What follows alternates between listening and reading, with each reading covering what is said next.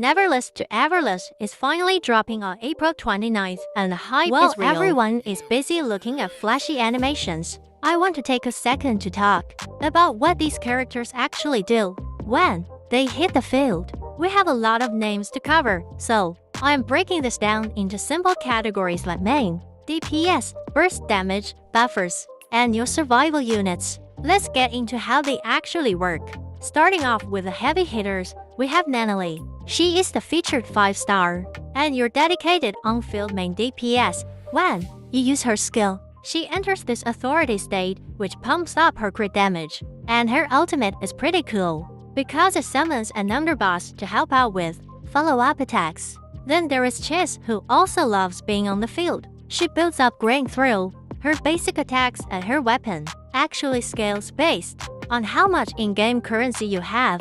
Her ultimate even triggers a minigame called the Grey Market, which is a unique mechanic to watch out for. If you like damage over time, Baicang is your guy. He uses power words like Bless and Silence to wear enemies down. The best part is his execute mechanic, where he can instantly finish off mobs or bosses once their health gets low enough. For a simpler 4-star option, we have Mint. You just dash with her skill and hold your basic attack to create a wine tornado. It is straightforward and very effective. Moving into the burst DPS category, we have Skia.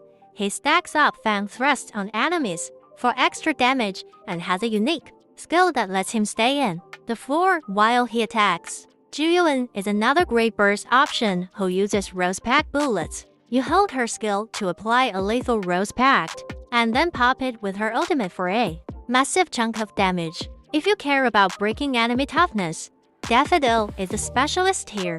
Her ultimate provides Phantom's death charges, which help the characters you swap in deal even more break damage.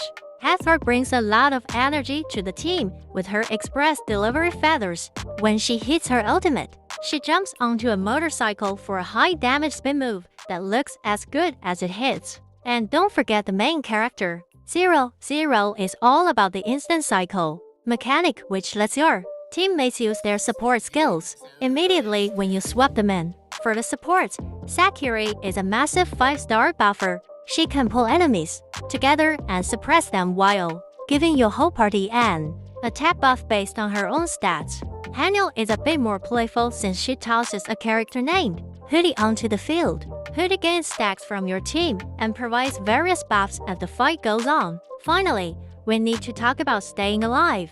Fadia is a 5-star sustain who actually shares the damage your team takes. She can link to enemies to deal recoil damage, and her ultimate enters our special state to heal herself back up.